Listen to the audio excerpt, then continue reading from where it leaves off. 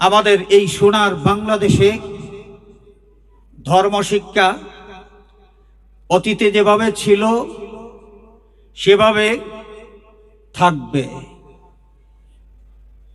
এখানে যদি 3.5 ঘন্টা নাস্তিক, তাদের কথায় 95% নাগরিকের অধিকার থেকে যদি তাদেরকে বঞ্চিত করা হয়, 3.5 ঘন্টা নাস্তিকের কারণে যদি কোনো ষড়যন্ত্র হয়, তাহলে এই রাষ্ট্রের কল্যাণ আমরা আশা করতে পারি না।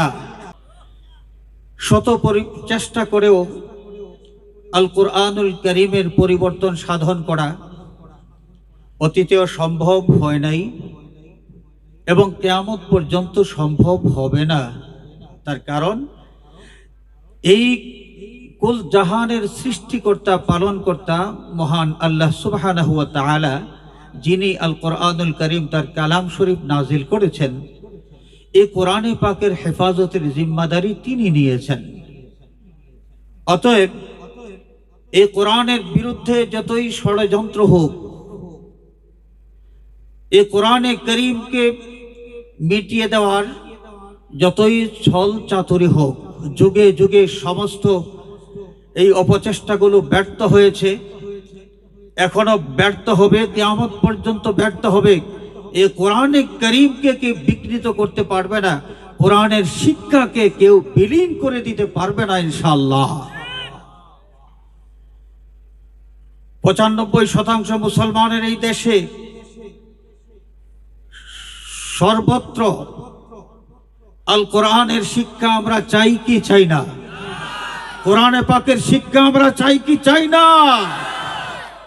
আল কোরআনুল কারীম থেকে মানুষকে দূরে সরানোর জন্য ষড়যন্ত্র হয়েছে, যুগে যুগে সমস্ত ষড়যন্ত্র ব্যর্থ হয়েছে এবং আমরা আজকে আবারও দৃঢ় কণ্ঠে উচ্চারণ করতে চাই, কোরআনে কারীমের শিক্ষাকে, সংস্কৃতিকে যদি কোনো শক্তি বিলীন করে দেওয়ার কোনো অপচেষ্টা চালায়, 95% মুসলমানের এই বাংলাদেশের সেই সমস্ত জাগ্রত মানুষ এখনো আছে যারা তাদের দাবি আদায়ের জন্য সংগ্রাম করেছে, লড়াই করেছে, যুদ্ধ করেছে, রক্ত দিয়েছে, প্রাণ দিয়েছে এবং স্বাধীন বাংলাদেশের মতো সুন্দর একটা রাষ্ট্রের মানচিত্র বিশ্বের সামনে তুলে ধরতে পেরেছে।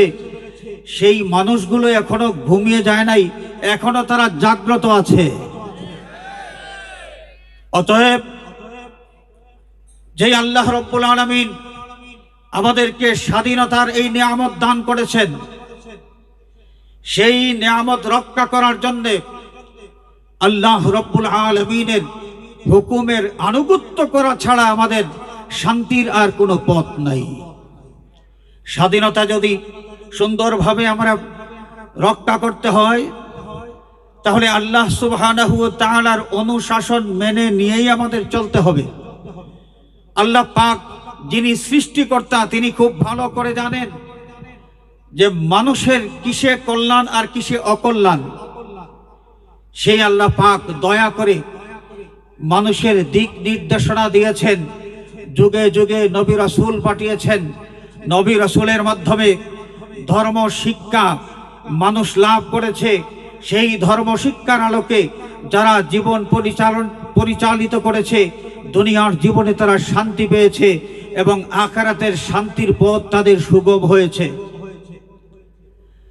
আখিরি জামানার নবী মুহাম্মদুর রাসূলুল্লাহ সাল্লাল্লাহু আলাইহি ওয়াসাল্লাম, যিনি আল্লাহ রাব্বুল আলামিনের পক্ষ থেকে চূড়ান্ত দিক নির্দেশনা নিয়ে এই পৃথিবীতে আগমন করেছেন, আমাদের দয়াল নবীজি সাল্লাল্লাহু আলাইহি ওয়াসাল্লাম এই আল কোরআনুল কারীমের মাধ্যমে বিশ্ববাসীর সামনে শান্তির দিক নির্দেশনা তুলে ধরেছেন, শান্তির পথ মানুষকে দেখিয়েছেন।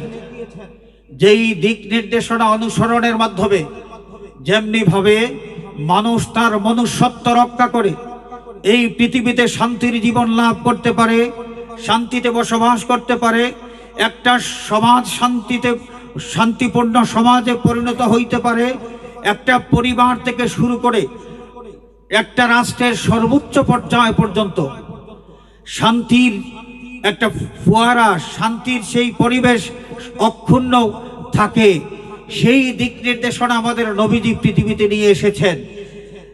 এরই নাম হলো ধর্মশিক্ষা, এরই নাম হলো ধর্মশিক্ষা এবং এরই নাম হলো ইসলাম শিক্ষা।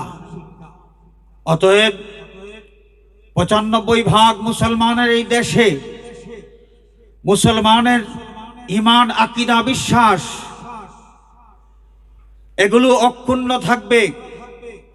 এটা হচ্ছে এই দেশের ৯৫% মুসলমানের প্রাণের দাবি, তাদের অধিকার। তাদেরকে যদি অধিকার বঞ্চিত করা হয়, একটা রাষ্ট্রের ৯৫% মানুষের অধিকার যদি ভুলুণ্ঠিত করা হয়, একটা রাষ্ট্রের ৯৫% নাগরিকের অধিকার যদি পাশ কাটিয়ে চলার চেষ্টা করা হয়, সেই দেশে শান্তি কিভাবে প্রতিষ্ঠিত হতে পারে এবং সেই দেশটা আসলে স্বাধীন একটা দেশ যে এটা আমরা কিভাবে মেনে নিতে পারবো? স্বাধীন বাংলাদেশের মুসলিম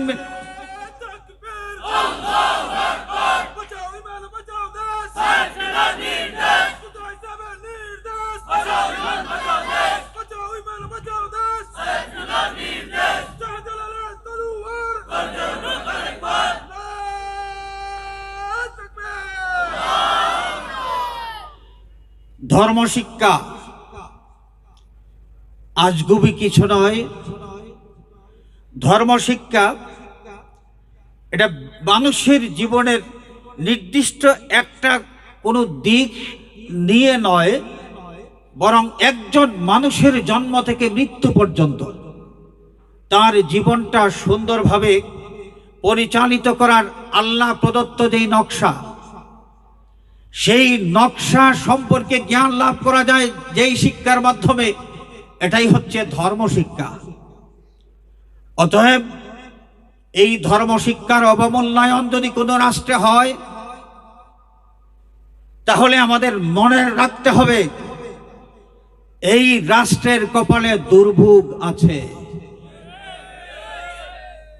আমি আশা করব আমাদের এই সোনার বাংলাদেশে ধর্মশিক্ষা অতীতে যেভাবে ছিল সেভাবে থাকবে। এখানে যদি ৩.৫ ঘন্টা নাস্তিক, তাদের কথায় ৯৫% নাগরিকের অধিকার থেকে যদি তাদেরকে বঞ্চিত করা হয়, ৩.৫ ঘন্টা নাস্তিকের কারণে যদি কোনো ষড়যন্ত্র হয়, তাহলে এই রাষ্ট্রের কল্যাণ আমরা আশা করতে পারি না। আমরা আশা রাখব এবং আমরা দৃঢ় প্রত্যাশী, এখনো আমরা প্রত্যাশা করি। আমরা আশাহত হই নাই, এখনো আমাদের প্রত্যাশা আছে। দায়িত্বশীল যারা শিক্ষা ব্যবস্থার সাথে যারা জড়িত আছেন, রাষ্ট্রের দায়িত্বশীল যারা আছেন, তাদের সুমতি হবে, তাদের বিবেক জাগ্রত হবে এবং এই দেশকে কোনো ধরনের অস্থিরতা থেকে রক্ষা করার জন্যে ধর্মশিক্ষার ব্যাপারে সেই নাস্তিকদের আজগুবি কুদু এজেন্ডা বাস্তবায়ন করবেন না। যেভাবে ধর্মশিক্ষা ছিল সেভাবে থাকবে, আমরা এই প্রত্যাশাই করছি।